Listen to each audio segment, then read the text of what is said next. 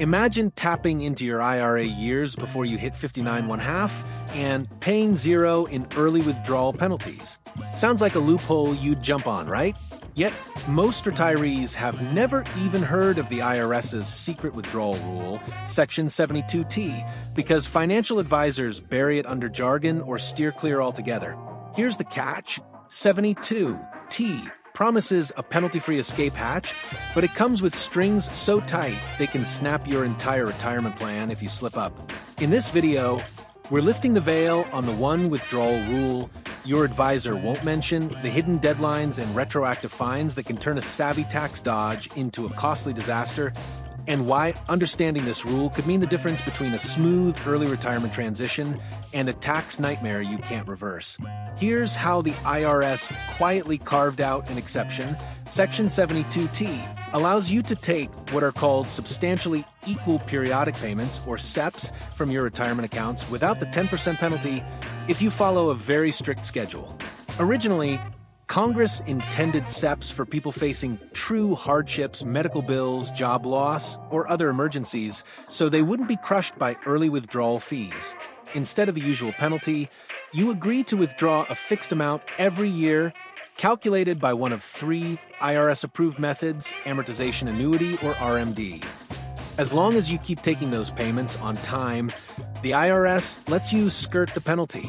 But here's the kicker: this loophole exists for emergencies, not for funding a 5-year early retirement lifestyle. So the rules are unforgiving, and your withdrawals can't change once you start.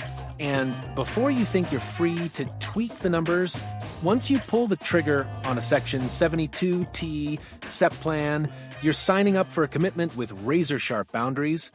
You must continue those identical withdrawals for 5 full years or until you reach age 59 1/2, whichever period is longer, and there's no halfway point or oops button. Imagine you start at age 57. You'll be locked into the plan until your 62nd birthday, 5 years later, because that's longer than hitting 59 1/2. Miss a single payment. Take even $1 more or less than your calculated amount, or try to pause the schedule, and the IRS will slap you with not only the original 10% early withdrawal penalty on every distribution you've already taken, but also interest on those retroactive penalties dating back to your first SEP withdrawal. That means a single late or mismatched deposit can trigger thousands, even tens of thousands of dollars in fines, levied as if you'd broken the law from day one.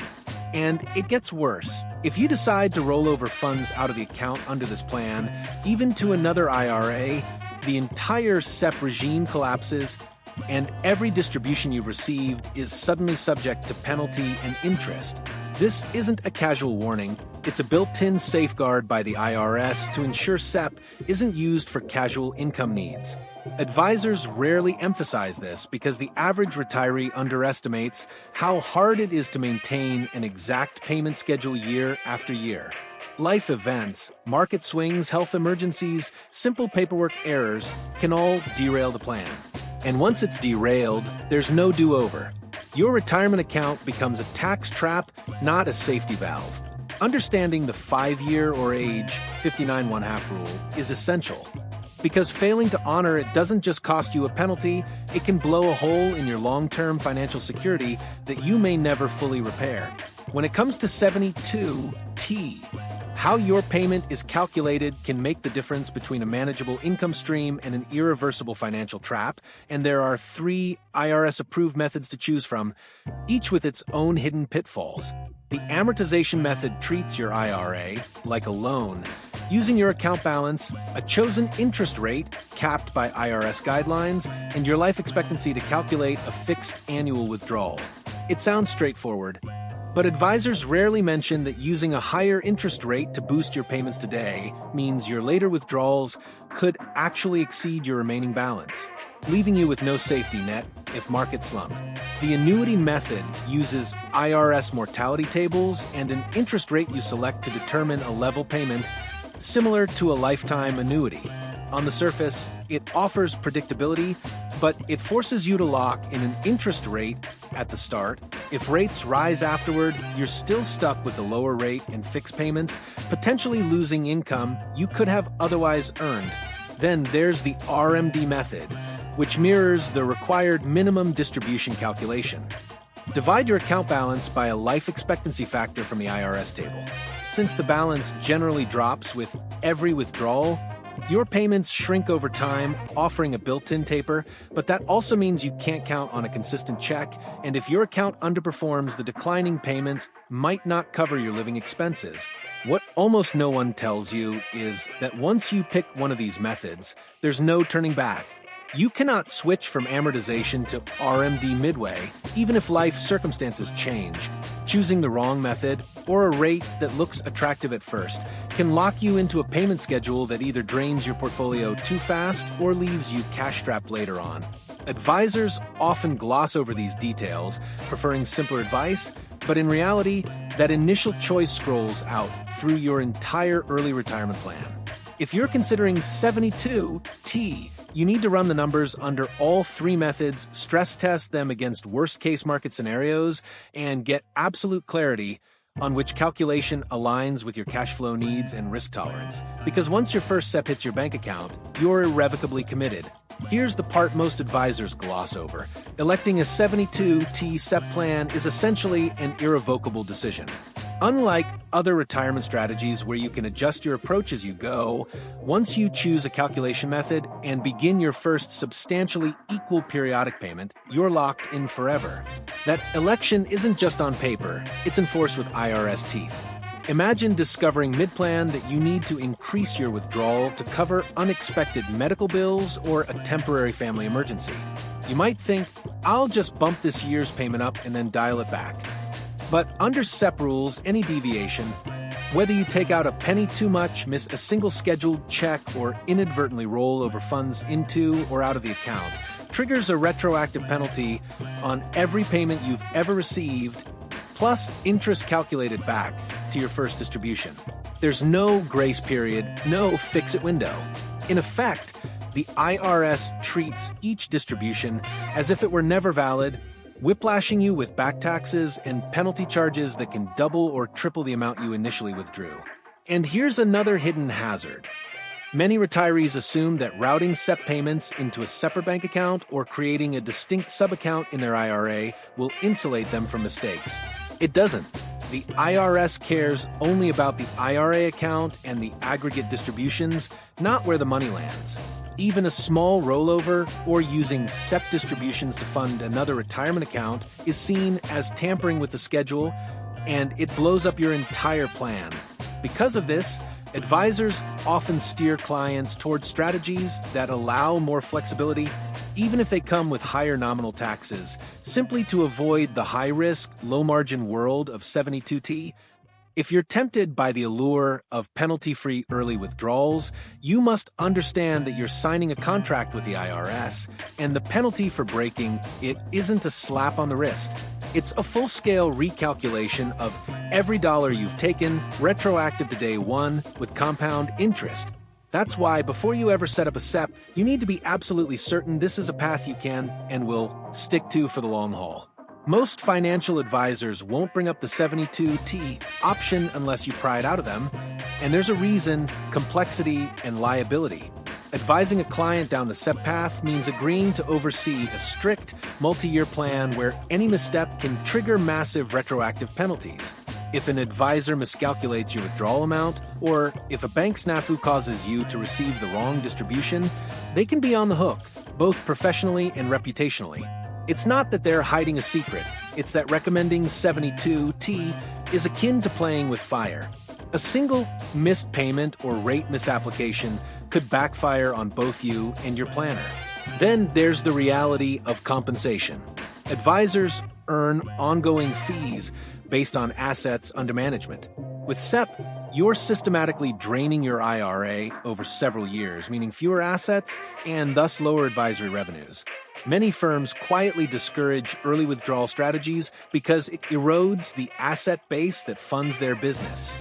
They'll instead guide you toward bucket strategies or weighted-out approaches that keep your money invested and their fees intact. Beyond dollars and cents, there's also the inertia of industry norms.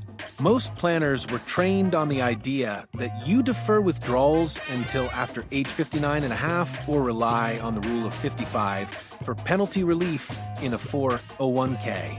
The 72T election sits outside mainstream retirement planning curricula. Unless an advisor has specialized tax or compliance training, they often lack the confidence to design a SEP schedule that meets IRS guidelines and fits your unique cash flow needs. It's safer and more straightforward to default to conventional wisdom than risk the complexities of an SEP. All of this means that if you're serious about leveraging Section 72T, you'll likely have to push for it. You'll need to seek out a tax-savvy planner or specialized CPA who knows the ins and outs of SEP design, IRS audits, and potential unintended triggers. Because the withdrawal rule your advisor won't tell you isn't just a quirk in the tax code, it's a high-stakes decision that few want to manage. And if you don't ask, you won't get the guidance you need until it's too late. If the rigidity and risks of the 72T loophole have your head spinning, you'll want to know there are more forgiving paths to early retirement income that many advisors routinely recommend instead. First off, the Rule of 55 is a lesser-known provision that allows anyone who leaves their job in the year they turn 55 or older to take penalty-free withdrawals from that employer's 401k plan. No strict schedules, no retroactive penalties, and no 5-year lock-in. The catch is you can only tap the 401k you left behind, not any IRAs you roll into, but for many, it's a straightforward way to bridge the gap between full-time work and age 59.5. Another approach is laddered Roth conversions, where you convert modest, carefully calculated chunks of your traditional IRA into a Roth IRA each year. By spacing these out over several years, you stay in lower tax brackets, avoid IRMA premiums, and maintain flexibility. If you convert too much one year, you're not locked into a rigid payment plan, and you can adjust the size of your conversions based on market conditions and unexpected expenses. This method also gives you tax-free capital growth and withdrawal options later on. Then there's the classic bucket strategy. You structure your portfolio into short, medium, and long-term buckets. The short-term bucket cash, money market, short CDs funds the first few years of retirement, leaving your long-term investments, stocks, real estate, intact until markets recover. This isn't a tax rule, but rather a cash flow management plan that keeps you from selling assets at a loss during downturns. No IRS schedules, just common sense liquidity planning. Some planners also recommend secured lines of credit or home equity lines of credit, HELOCs, as emergency reserves. Draw on these only when markets are down, then repay them with higher value portfolio gains later.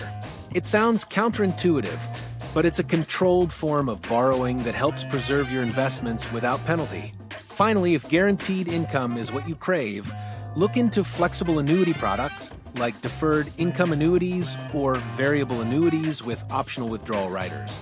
Modern annuities can be structured to increase with inflation, provide protection for long-term care costs, and allow for penalty-free withdrawals under certain conditions. They carry fees, of course, but they replace the all-or-nothing nature of a SEP plan with calibrated guarantees and the ability to adjust as your needs evolve.